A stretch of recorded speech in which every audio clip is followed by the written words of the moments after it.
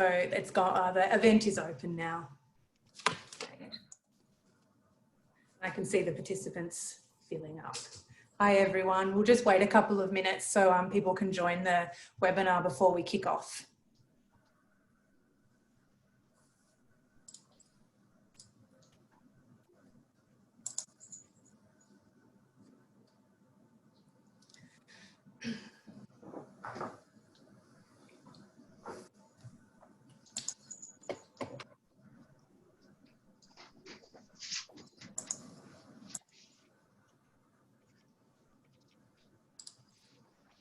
For people just coming online now, we're just going to wait a minute or two until we get a few more people joining us, and then we'll kick off the webinar, but we'll be starting shortly.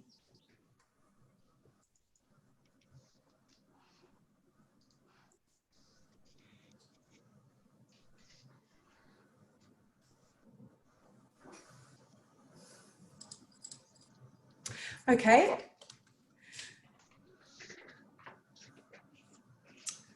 All right, I think we might start so we have enough time for questions at the end. But I'd like to begin by acknowledging the traditional owners of country throughout Australia and recognise their continuing connection to land, waters and culture. I pay my respects to elders past and present and acknowledge that sovereignty was never ceded. I'd also like to acknowledge that I'm facilitating this seminar on the traditional lands of the Wurundjeri people and pay my respects to them. I'd like to welcome everyone else to the Australian Research Centre in Sex, Health and Society's Research and Practice Seminar for July. In a moment, I'm going to be handing over to Director of ARCSHS, Professor Suzanne Fraser, to introduce our speaker, Darryl O'Donnell, from the Australian Federation of AIDS Organisations. But I'll just begin with a bit of general housekeeping. So the seminar will run for approximately 1 hour, and Darryl will speak for about 45 minutes, followed by some time for questions. I'd encourage you, if you could manage it, to raise your Zoom hand if you have a question, and I can unmute your mic so you can speak, or if not, if you prefer, you can write your question in and I can read that out loud. But so to introduce and welcome our presenter today, I'd like to hand over to Professor Suzanne Fraser. Suzanne is Director of the Australian Research Centre in Sex, Health and Society, and she is also a visiting Professorial Fellow at the Centre for Social Research in Health at the University of New South Wales. Sorry for my slip of tongue just then, Suzanne. I'll hand over to you. Okay, thanks, Renee. Well, I'm sure for many people here, Darryl won't need an introduction. He's had more than 25 years experience in HIV community research and public sector roles, including with the Centre for the Study of STDs, which is the forerunner to ARCSHS, where he worked on the very first HIV Futures study back in 1997. He's also worked for the New South Wales government for many years, including as the director responsible for HIV, STI and viral hepatitis policy and programs.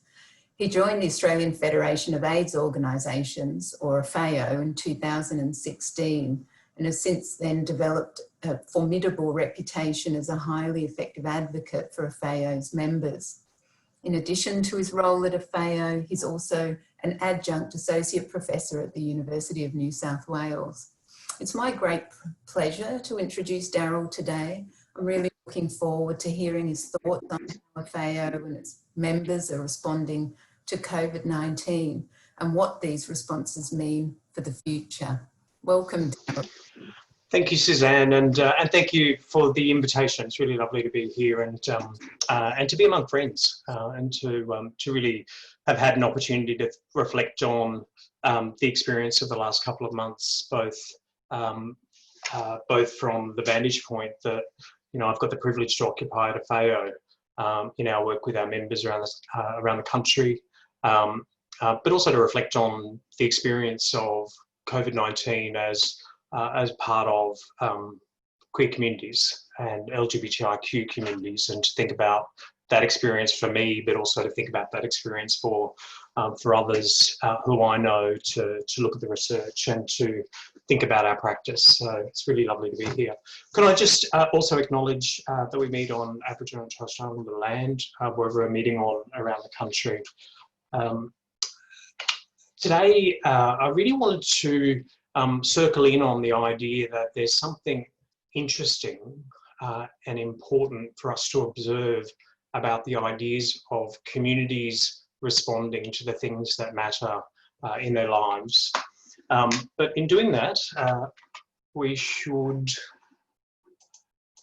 first understand how to move this along. We should just have a little bit of a think about what it is we're talking about. So when we think about a response to COVID, when we think about a response to HIV, we're talking about a lot of different things simultaneously. We're talking about things that are understood as matters of fact. And you'll note that I've made a nod to my audience here. I should keep an eye on the participant numbers to see how many people drop out by striking out facts and suggesting that in fact what we talk about are pathologic and epidemiologic constructs. But in our current moment, we're dealing with a novel coronavirus, as it's known, SARS-CoV-2, which leads to COVID-19. And we're starting to understand some aspects of that, both in terms of clinical susceptibility, in terms of the impact on different groups, in terms of its transmission, in terms of its epidemiological dynamics. And we're really, really early in that journey. But we also understand COVID, or we understand HIV, or we understand other diseases as things that are historically constructed, as socially and politically embedded. And we've known that for a long time. Susan Sontag, writing in the 70s about her experience with cancer, later writing on HIV and the construction of HIV, Suzanne and Kate on hepatitis C, and citizenship and how citizenship is constructed in the context of hepatitis C. Dennis Altman in the early 90s, I believe, writing on AIDS as the most political of diseases, and Sue Kippax following with a nod to that and classifying HIV as something profoundly social, not a medical construct, not a clinical construct, but something that is deeply felt, deeply experienced by people, by communities, and has profound political and social contexts that must be navigated if we're to respond effectively. So we've got this kind of cultural dimension of disease, which is quite independent, or can be conceptualized independently of its clinical or its epidemiological or pathologic aspects. But then we've also got how those diseases actually affect individuals, groups, and institutions. And we talk about things like diseases of poverty, which is a fascinating concept, but essentially highlighting that different people, by virtue of their access to medicine, their access to resources, experience disease differently. We've got a good understanding, a deep understanding of the social determinants and the ways in which health affects people based on their social determinants. And then we have this further dimension, which is the one that I'm particularly interested in, which is that that some diseases sometimes elicit personal, community, and governmental responses. And really, the heart of what I wanted to say today is that those responses are not to be taken for granted. They're not natural. They're not inevitable. There are many things to which there is no community response, to which there's no governmental response, to which there's no, not even a recognition at the level of individuals that this is something about which they might act, about which they might feel something, about which they might do something. And so when we observe responses to particular things that happen in our lives, for me, that seems to be something that by its nature should warrant our interest and is worthy of inquiry, and by which I mean research inquiry. So let's go to the beginning of COVID, February, March this year, and to April. And we've got this rapidly emerging kind of situation that that dawns upon us in progressive ways. And at the beginning of the COVID experience, we didn't know a lot about what COVID was doing, how it was impacting for LGBTI and Q communities, but we were able to intuit some of that because we've got a good body of research for which ARCSHS is absolutely a leader, a good body of research that tells us some things about our experience of health. And Marina and the team at Rainbow Health Victoria were able to bring some of that, that corpus of knowledge together to actually then think about how might this, what might this mean in the context of COVID. And as we stepped, and when we think about those issues and the context, the health context of our lives as LGBTIQ people and as communities, there's different ways that we can actually understand our experience of health. We have, as reported on this slide, a set of things that are about us, about the experiences we have of health, sometimes poor health, and of other issues, whether that be domestic and family violence or homelessness, or the way in which we engage in healthcare. And we think about those things in the context of the world in which we live. We understand those to be products of something larger than ourselves, our disadvantage, the barriers we experience to good care, to good service delivery. And we think about that in the context of the growing, but actually still nascent, still quite limited access to LGBTIQ sensitive and delivered health service delivery. And really the point I want to make at this point is that frames matter. There are different ways that we can understand the experience of LGBTIQ health, different ways that we can understand the impact of COVID-19 and the vulnerability to COVID-19.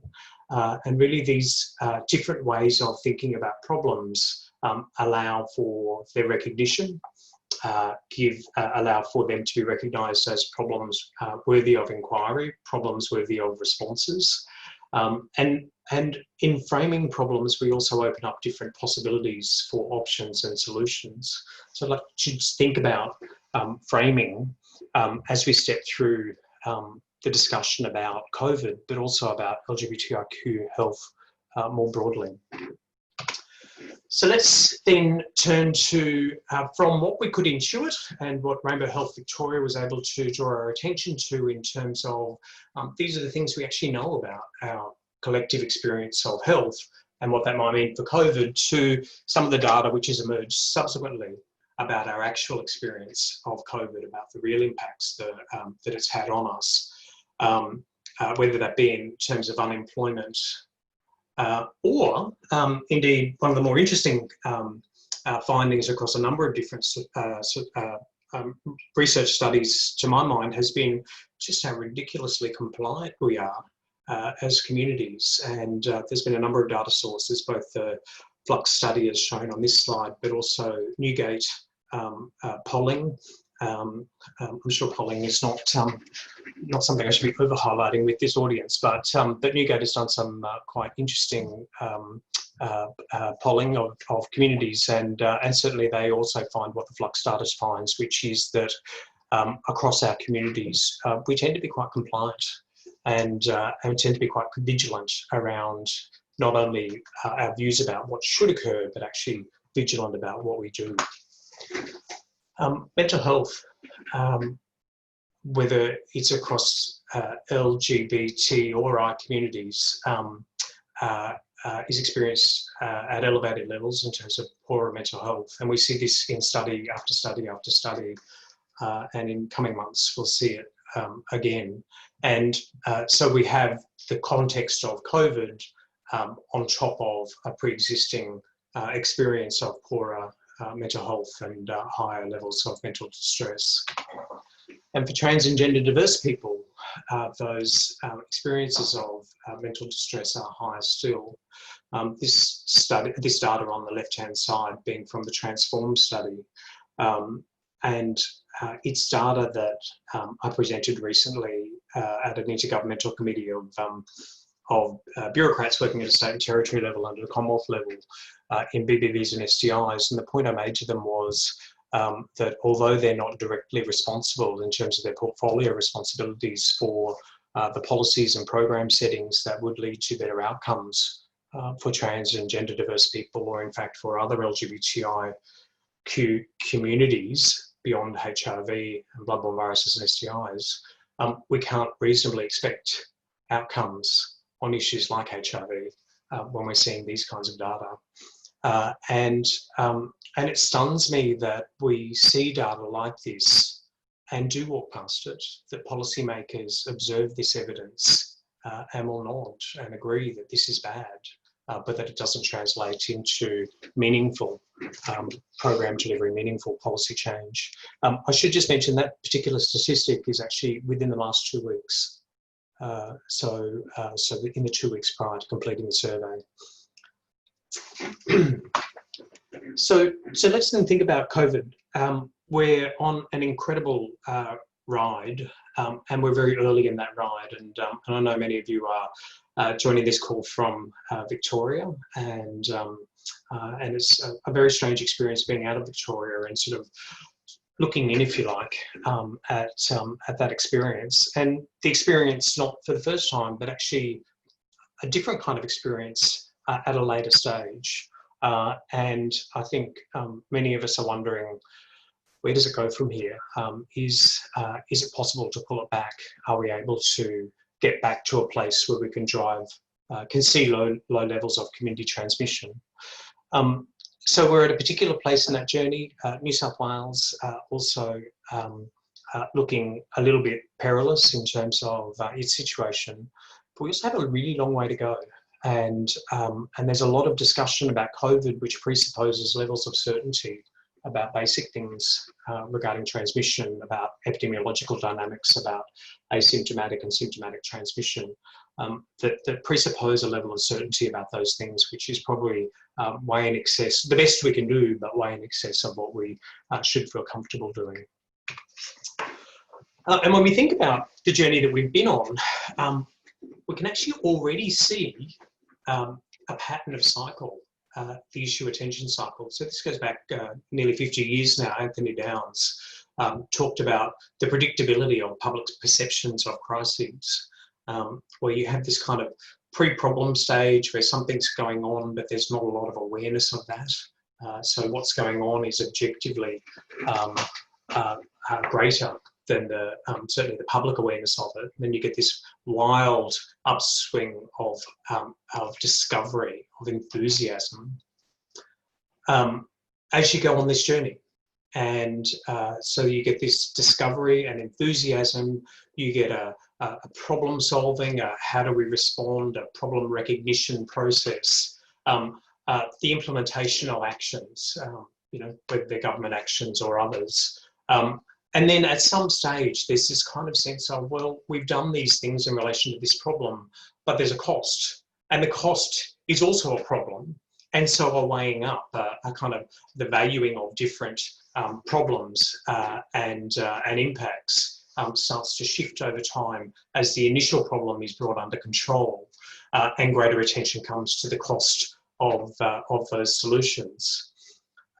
Declining interest, and then you get to this kind of post-problem phase where things are running very routinely, there are these responses that have become enacted, and public attention becomes sporadic. And I think about this cycle a lot when I think about the overall trajectory of the HIV epidemic, that incredible period in the 70s where there was a widespread distress, community anxiety, fear, and quite frankly, loathing across the community as a whole, with gay community, with the allies bearing the burden of that epidemic and trying to find their way through. And that period in the early 90s where we realised that we wouldn't have a generalised epidemic, that in Australia the epidemic would remain concentrated largely to gay men and to others in the full sense of the word others, and what that meant in terms of declining interest, declining public interest, but also declining policy interest. So when we think about COVID, the observation I want to make is that we see a kind of micro version of this already, where in the first phase of this, you'd go to the supermarket if you needed to, and you'd be conscious that there's someone near you. There was a moment there where we all became very aware of when we touched our face. and realised that we had to stop shaking hands and sneezing into our elbows and doing other things that didn't feel very natural. And I think that that phase of activity is well and truly behind us now, and we're now in a different period. And I think part of what we're seeing in Victoria, and part of the interesting in inverted commas experiment, is how we go back to the sort of consciousness that was required of us as individuals in order to do the things necessary to protect ourselves and others. When we look at the issue attention cycle, remember we're seeing it wane. We're seeing it start, go somewhere, and then drop off. But part of the reason that I'm always very interested in this in the context of HIV is because pandemics aren't like all other issues. That pandemics, whether it's HIV or whether it's COVID-19, don't go away until they're over.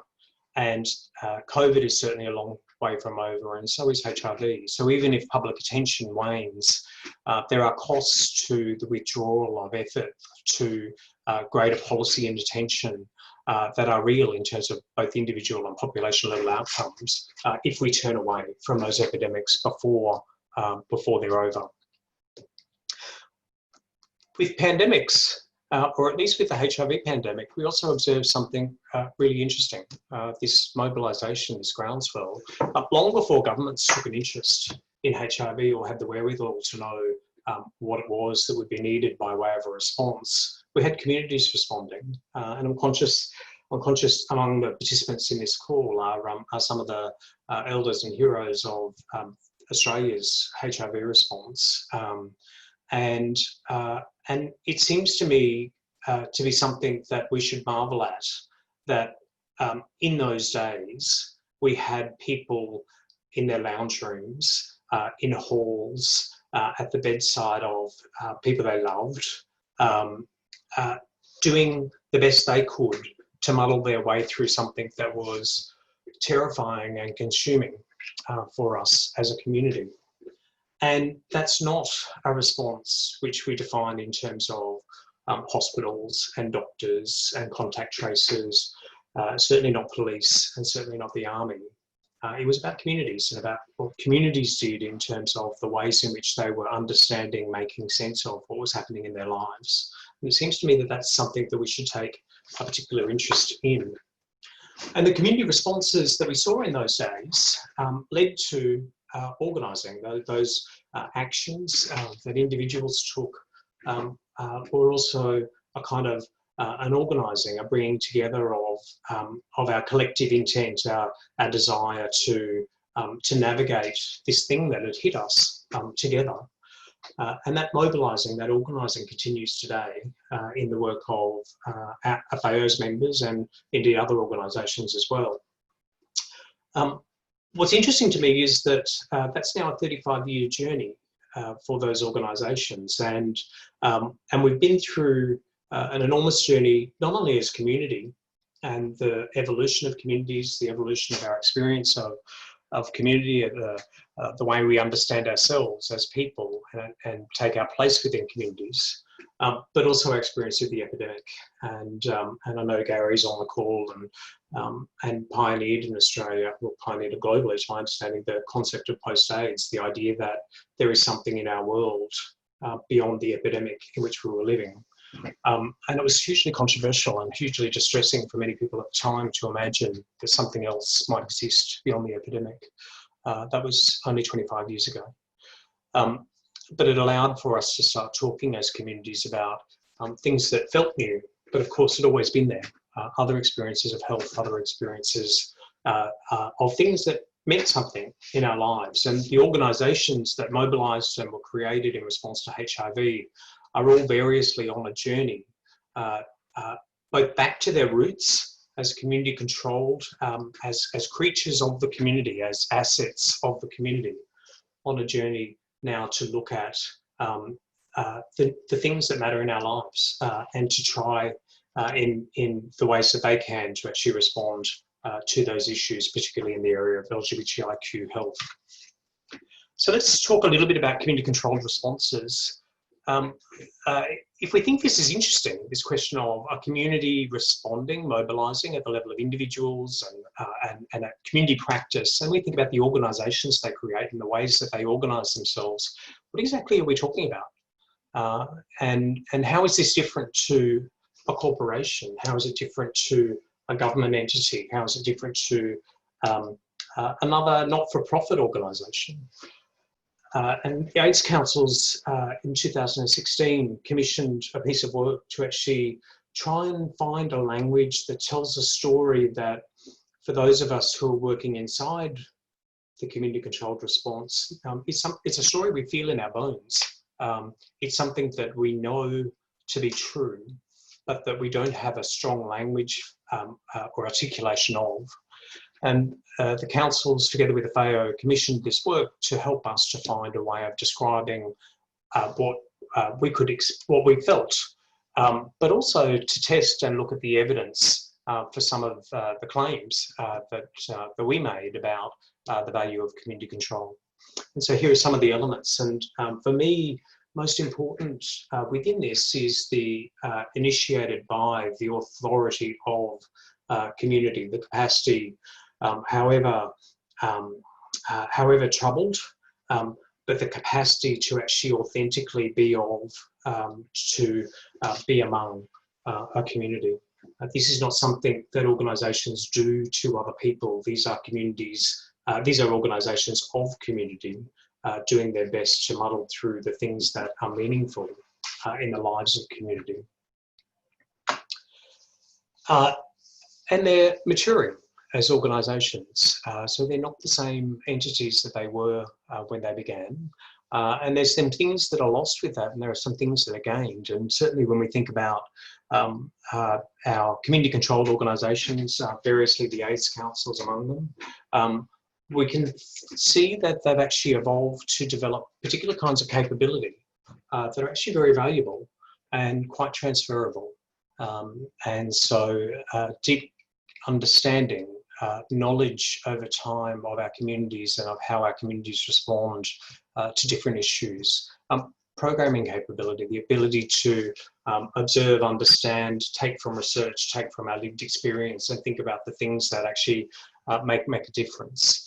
And of course, networks, not only within communities, but among partners. And from this work that was commissioned in 2016, we created a theory of change to try and make sense of, when governments ask us to, go away with, with the giant novelty check for $50,000 and end HIV or whatever it is they're asking us to do, for us to have an articulation that allowed us to describe why it is that for us as organisations, it matters to be connected and to be authentic to communities, for us to be responsive, for us to always protect our credibility, to speak as community, not to speak as someone other than or separate to community. And those fundamental issues of responsiveness and trust and credibility and relevance, we defined as a platform of influence, a kind of a credibility, a way of relating, a way of being of our communities that was fundamental to the ability of those organisations to actually achieve outcomes, in this case in HIV, but also fundamental to what we were as organisations. So let's turn then to COVID-19. So this is a word map. I was kind of intrigued. Some of you actually know this. I send out it was daily, then it was every couple of days, and now it's once a week, but an update. And we've done this since late February, the beginning of March, but to send an update on the things that are happening, the things we're seeing, the information that's being shared across community-controlled organisations in Australia, the issues that are emerging, making sense of media, making sense of the science, making sense of where we're going in diagnostics and therapeutics and vaccines. And to try to take those things about this epidemic and make sense of them in the context of our lives as LGBTIQ people and as organisations, including organisations that retain a strong focus on HIV. 46,000 words later, which I'm hoping at some stage to get to a point where Graham will give me a PhD for it. But 46,000 words later, we're still trying to make sense of what it is that's happening and to think about the ways in which that affects us as communities and what we as organisations can do about that. I had a look through what now runs to nearly 100 pages of updates that we've shared to see what are the sorts of issues that have come up from our members, from our organisations, that have been, issues of concern, things that have needed to be responded to, issues for which we've needed to try and find solutions and muddle through in breathtaking timeframes. And these are some of those issues. And then I've looked at, well, that's all very interesting, so that's a bunch of problems, but when I look at these updates, what do they tell me about the work that's been happening? And I must say it's kind of humbling to be part of a peak organisation, where we're sort of the air that I get to breathe is a bit rarefied. I'm not on the front line. I'm not seeing people face to face. I'm not trying to run services. I'm doing something which actually is one step removed from that, and it's an incredibly privileged position. And it's left me stunned by the energy and effort that's going on across those organisations around the country, not only to respond to COVID and its impacts and to make sense of that, but to actually do that while they're protecting to the best extent possible the existing things that they do, and while their organisations themselves are being turned upside down in the same ways that they are for all of us, work from home, and all of the issues that go with that. So these are some of the things that I've watched or been part of in terms of communities attempting to respond as best we can to COVID. And then there's government responses. So there's things that we do of our own volition, and there's the things that government enables us to do or purports to do for us. We've submitted two proposals to government on behalf of community-controlled organisations detailing the sort of impacts that you saw in the data that I presented earlier on, the sorts of possibilities that we see for ameliorating those impacts, for providing some relief, for meeting the things that our communities are asking of us. And it's been pretty disappointing, to say the least. This is the correspondence back to us after the second joint proposal that we submitted to government, and we referred to the billions flowing into hospitals, to primary care and aged care, to research and to Medicare and mental health. And I look at those data and I think about the 58% of trans and gender diverse people who reported feeling that they would be better off dead in the last 2 weeks. And I wonder how that money is actually going and how those systems of government, of health, are actually delivering for our communities. So what are we learning? How do we think about these things, and what are we learning along the way? Well, we actually have learned a lot over time as communities, and particularly reflecting here on communities in our response to the HIV epidemic. But we see some of this pattern play out also in the response, the early response to COVID, and we see some of it in various ways play out in broader health issues. But certainly for me, it's a given that we're experts in our own experience. And one of the foundations of the HIV response has always been a recognition that those who carry the burden are best placed to respond, to make sense of that experience, and to put in place the arrangements that care and look out for each other. And that we're muddling through. So when we think about what's going on in terms of the response to COVID, I don't want to suggest that there's a rosy version of this, a perfect version of this. I think as communities, like the community at large, we're muddling through, we're making sense as we go along. And each of those things, that expertise in our own experience, our own muddling, our own responses, our own sneezing into our elbows, our own concern for for elders in our communities, all of those things occur independent of the actions of government and others. I think some of the other things that that we're aware of as communities is that we're often let down. We're let down by mainstream systems and mainstream supports that even when there are the best of intentions, the delivery is not as it should be. Our experience of medicine is not straightforward and never has been and continues not to be. And we're also wary of the solutions offered by others and their interventions, whether that be from medicine, from police, or from contact tracers. And it occurs to me that there's something interesting about a 35-year experience of living inside an epidemic that isn't well understood for those who haven't had that experience. And that is that you never stop responding. It can look really different. The response to the HIV epidemic looks very, very different today to what it looked like 20 years ago, 30 years ago, and certainly 35 years ago. But the response continues, and we see in the data, and we see in our communities incredible agency and incredible effort, continuing awareness, continuing consciousness that we are living inside an epidemic and that it requires and demands things of us. And that in our response, we do that over and over and over again until it becomes routine for us and actually largely invisible to others. And it occurs to me that one of the challenges we're experiencing in COVID is a misapprehension that, in fact, the thing that will get us through a COVID epidemic is not what a public health doctor, what a contact tracer, what an army, what army personnel or police can do. It's actually what each of us does in the ways that we sneeze, in the ways that we sniffle, in the decisions we take about whether to go to work when we've kind of got sort of ambiguous symptoms or not.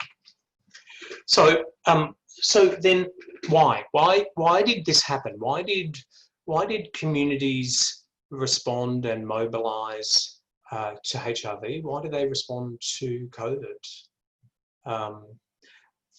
The proposition that I put at the beginning of the presentation was that there's nothing natural or inevitable about that idea that a community of people coming together around some sort of sense of shared experience, some sort of sense that there's an issue, there's something that's happening in their lives around which they wish to work collectively, to organise collectively in response to.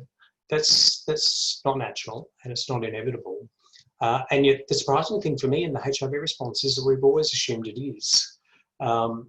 There's a lot of interest academically in why individuals do things, why governments do things, how governments recognise particular challenges. But there's been actually very little interest in the question of why communities, however conceived, however defined, however organised, that communities might respond to an issue. That seems to me to be a fascinating question. And it isn't natural. We don't have communities of the broken boned. And I say that only partly facetiously because in thinking about the ways in which we organise and what we organise around, we're telling ourselves something about why we might respond to some things and not to others. But I certainly think as a question for research inquiry, that's top of my list. And, why does it matter? Why does it matter whether or not communities are responding? Well, we've got all of the reasons that we know about and that are talked about publicly, that appear in any policy statement, that will be given as pat responses, whether it's economics or justice or health outcomes. Sometimes it's just because, we believe that things can be better. But that doesn't really help us to answer the question, why does community mobilising, why does this concept of community control matter? And the proposition that I want to put to you is that your view about whether or not that matters may depend in part on how you construct, about your beliefs about what the problems are and what the solutions are. And so we go back to the question of framing. Is this a problem of individuals or is it a problem of systems? When we think about HIV, is HIV a problem of gay men's sexual practice? Or is it a problem of access to primary health care? Is it a problem of access to HIV treatment? When we think about issues for sex workers, are we thinking about issues of morality? Are we thinking about issues of attitudes to sexual behaviour, the ways in which women's lives and women's economic circumstances are understood. And as researchers, those questions of what exactly do we understand the problem to be seem to be particularly acute, and particularly when we think about where we might go from here. So some of the questions for me that arise when I think about LGBTIQ health, when I think about COVID, when I think about mobilising and communities responding, are things like, why have primary care and mainstream programs failed so badly that we should see data like we see in terms of rates of mental distress? So that's not to ask the question of the individuals as to why they're distressed, it's to ask the question of the providers who are there, the systems that are established in order to ensure, in order to respond to those kinds of distress. And there's very little research, there's very little in the space of asking why that failure occurs, why it is that mainstream services, why it is that we have the tobacco programs have failed so badly with lesbians, why it is that access to care is so poor for people in our communities. On the issue of anxiety and depression, I was stunned recently to just be looking at a research evidence review from the Sachs Institute, which was commissioned in 2018 for Beyond Blue, which is, despite the data that we all know exists in terms of elevated rates of mental distress for LGBTIQ people, there's actually no evidence that the Sachs Institute was able to define at a standard of reasonable rigour as to the kinds of interventions, the kinds of programs that would actually assist in responding to anxiety or depression among LGBTIQ people. I think that's a stunning indictment on where we are and the way in which we think about problems that we don't even know what it is that would work. I think for a future agenda, being curious is certainly one of the things that I know ARCSHS more than others is, you know, the work of Graham and others in the ways in which community practitioners work and building evidence of the effectiveness of that work, the work that Rainbow Health Victoria does. But I particularly want to sharpen that assertion as something which is so underdone in our response that we actually risk pathologizing our communities by focusing on things in ways that allow us to imagine that somehow that experience of distress, that experience of disadvantage is an artifact of people rather than an artifact of the systems in which they exist and the failure of programs and services to do what's expected of them. I might leave it there. I'm really keen to have an opportunity for comments and discussion, but back to you, Suzanne and Renee. Oh, there I am. I can see myself again. Thank you so much, Darryl. I will just open up the virtual floor now if anyone would like to ask questions. As I mentioned at the beginning, you can raise your hand and I can turn on your audio, or you can submit some questions via the chat function. I'll wait a little bit, but otherwise I have some questions. Why don't I kick us off then? I was just thinking, Darryl, of course, with the AIDS epidemic, that was a uniquely sexualised epidemic by institutions, by systems, in public discourse, by science, and it gave rise to unique forms of sexual stigma. As you noted, people were made out to be objects of disgust, and even in a more contemporary way, HIV positive people experience various forms of stigma. But I was just wondering if you had any thoughts or could talk about, COVID-19 hasn't been a particularly sexualised pandemic, but I was wondering if you could talk about the range of stigma or the kinds of stigmatising experiences that LGBTIQ people are having or have experienced or you've come across. If you could talk about that? Hope that's fully a question, I hope. It's a really interesting question. I might answer it in two ways. There's a particular kind of peril that I think exists for our communities when we're looking at anything around which there can be blame. One of the things that has been very much an issue of concern, I know, for many of the AIDS councils, however they're known around the country, has been that at some stage, someone is going to acquire COVID-19, and that will be picked up through contact tracing, and they'll have had a hookup through Grindr, or they'll have been at a bar, or they'll be somehow connected to our communities or to our experience, and by virtue of who they are and what they represent, that will become news. And I was struck just how powerfully that can occur. You know, we had news just earlier on today of Victorian police targeting clients of sex workers, and we've seen a repeated pattern of police targeting of sex workers throughout the response to COVID-19. And yet, you know, I can drive down the street in inner Sydney and watch scores of people outside of pubs who are not in the same way vulnerable or experience peril in the way that we do as communities to being blamed for transmission.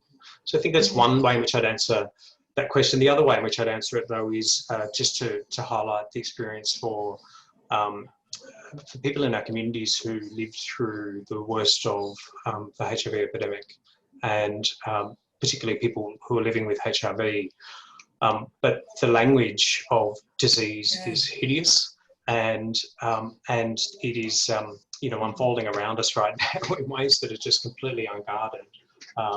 So when we talk about things like, you know, today's media on a super spreader, a Melbourne super spreader, you know, it's not just the language of spread or discussion of patient zero. It's the whole concept that rather than this being something which is about all of us doing our best to navigate a really uncertain, really unpredictable environment, that in fact what this is fundamentally about is individuals who can be blamed.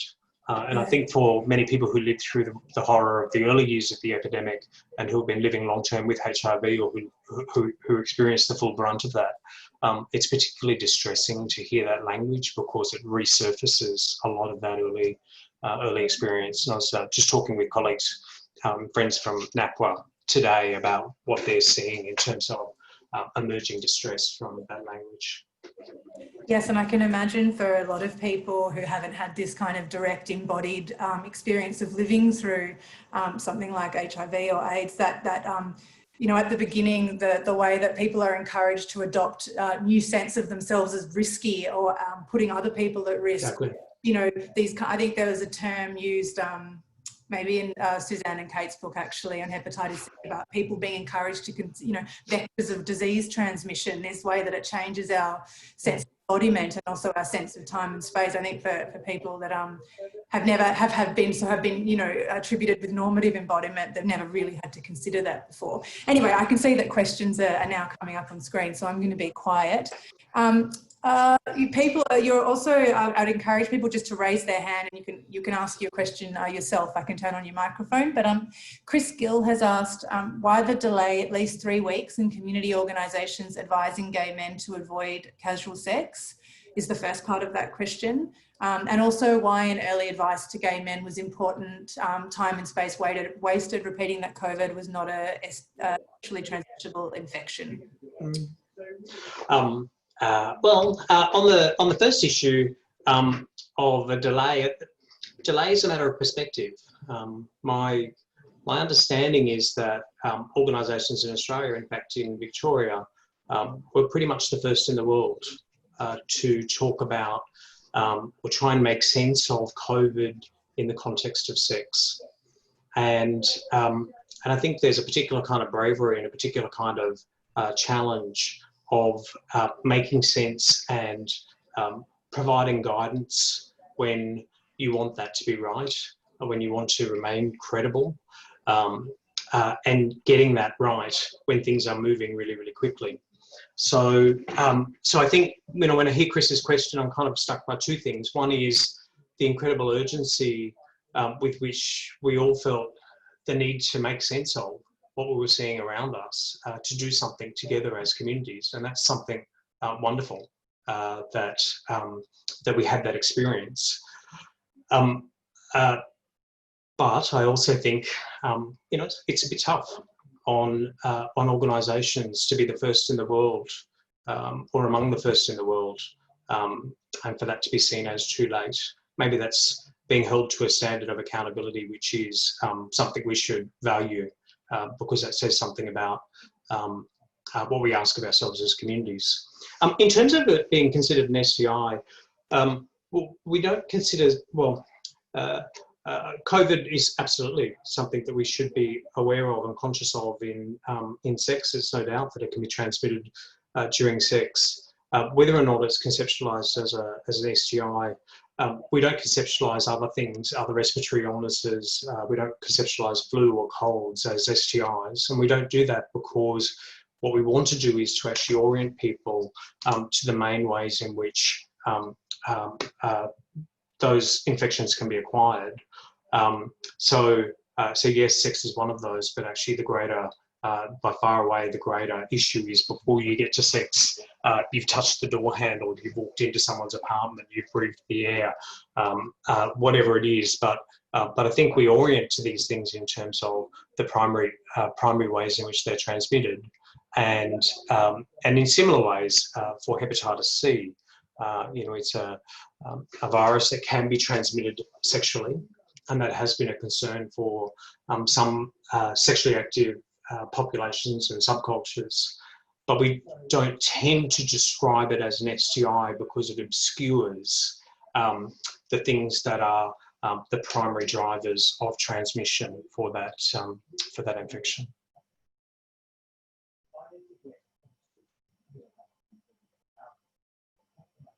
Oh. Renee, you're on mute. There has to be someone speaking to the screen on mute, at least in every public event. I was just saying, I don't know if you can see the chat function, but Chris has said thank you for your answer. Thank you, Chris. Another question? Chris was one of my early heroes that I was referring to. He and I worked on, can I claim this, Chris? Some amazing campaign work that he led in the early 90s, where in the face of you know, critique and complaint from officialdom, including some in research communities and certainly many in medicine, gay men were making sense of how to stay safe in ways other than 100% condom use, which had always been a fantasy and never a reality. I've just allowed Chris to talk if you'd like to say anything, Chris. Thanks, Darryl. Thanks for your answer. I've got nothing more to add, but thank you for your nice comments. Okay, and so we have another question from an attendee saying, what learnings from the HIV response do you think we could bring to the COVID-19 situation regarding the stigmatisation of cold communities? I think it's much of the experience of othering. That there's an experience in HIV in which vulnerability to HIV, you know, when we talk about HIV as a social and a political construct, as, you know, profoundly social, what we're fundamentally talking about is that the vulnerability to HIV isn't a product of the disease itself, of its epidemiology, of its transmission. It's fundamentally a product of the social and political conditions in which people live. And we see this over and over and over again globally, that even 35 years into the epidemic, AFAO, we do a lot of work. We're very fortunate to do a lot of work internationally.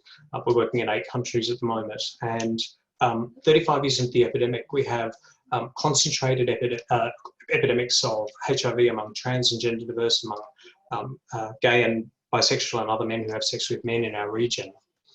And the capacity of governments to respond effectively, even to name that experience remains appalling.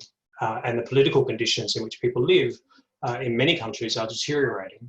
So the space for civil society shrinks.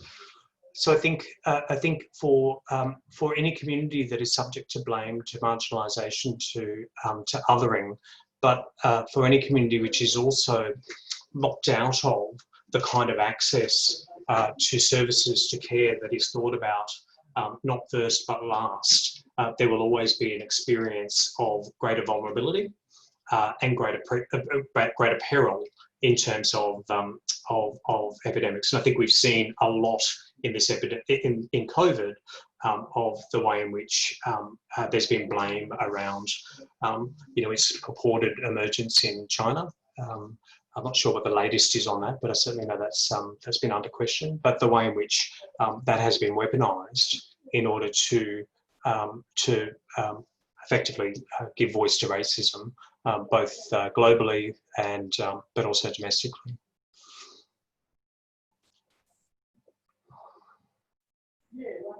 Unmuting myself. Nikos asks, community needs funding in order to do their work. What have been the challenges in getting assistance from big donors such as the Global Fund? That's a really interesting question. I find it very hard not to be dispirited by the experience domestically. We're a first world country. We have so much to be thankful for. We have such an astonishingly good health system. And yet, you saw the data that I presented, and the discussion with government remains very, very difficult. That for all of the pretense that this is about evidence and data, policy is informed by those things, driven by those things.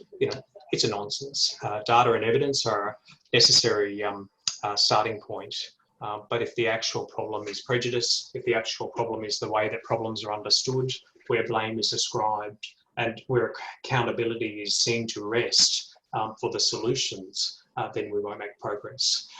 In our region, I think there is certainly a lot of donor concern about the impact of COVID-19 on LGBTIQ communities, on communities that are carrying the burden of HIV.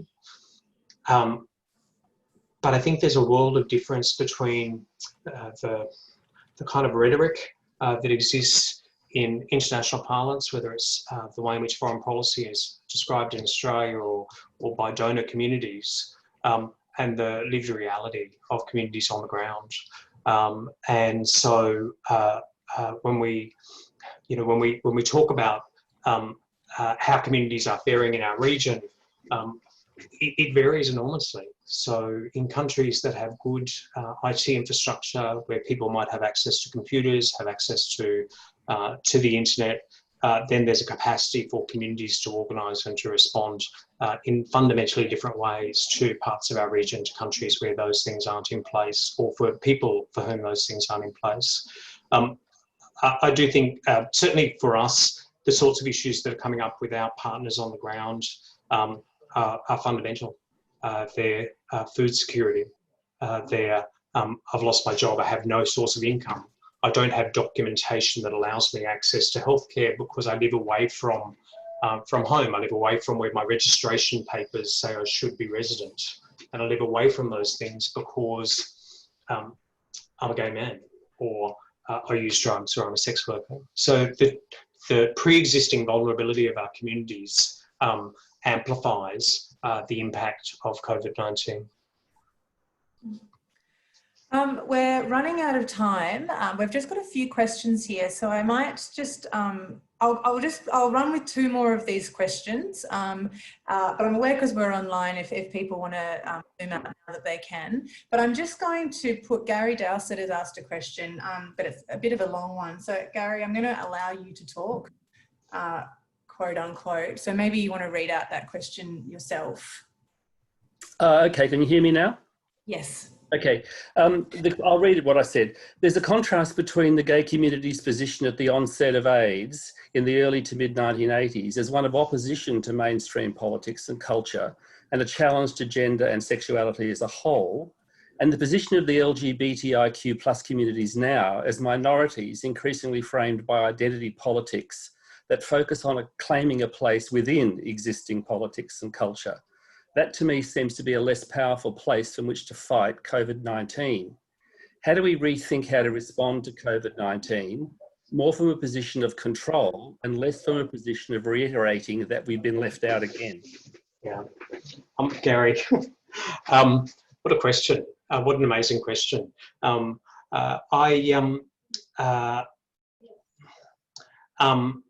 You know, our communities are very different. The ways in which we organise, the ways in which we mobilise, the passion, the politics, they're very, very different today to what they were when AIDS emerged in the 80s. We were a young movement and deeply connected and informed by you know, the women's movement, by the labour movement. You know, those aren't things that drive our communities today or our consciousness today. And I think something is lost, even when I use language like organising. I'm conscious that that's a language which I wouldn't hear very often, and I do it provocatively because of who I'm talking to, and I want you fundamentally to take an interest in this idea that there's nothing natural about what we see now or what we see then. But to your question, Gary, about how to frame this, I do think that there are positions of greater and lesser strength.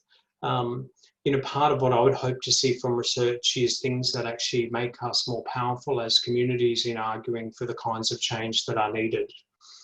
And so when research provides us with essential data that tells us that this is our experience of healthcare, you will never hear me say that that is not data we absolutely need, but it isn't data that positions us powerfully to respond. And that's why I sort of point to other ways of asking questions. Why is it that for the primary care system in Australia, which is currently under review, why is there not a self-consciousness on the part of the department or on the part of clinicians that something is fundamentally wrong when we can see those kinds of outcomes for people in our communities? Why is it that we've set up primary health networks and actually, in theory at least, given them accountability for the health and well-being of their communities, and asked them to understand that health and well-being? And why do we manifestly see their failure over and over and over again, except in areas where they can't ignore it because of sheer numbers, or where we have allies, often people of our communities, in positions of power within those primary health networks. There's something for me about the evidence and the arguments that we need to bring to bear that actually reposition where the accountability lies, not in order to be you know, going to war with doctors or to be going to war with bureaucrats, but simply to be reframing the problem and highlighting where the solutions to those problems best lie. I think one of the limitations of some of the evidence that we have now is that the solutions can seem to be things that are not the accountability of governments, but are simply the pathology of us as communities. Unmuting. Thank you, Darryl. I think we might actually have to leave it there. We're nearly 5:05, so I've missed a couple of questions, and I apologise to the people that have written in. But just on behalf of everyone that's come today, thank you so much for giving our seminar.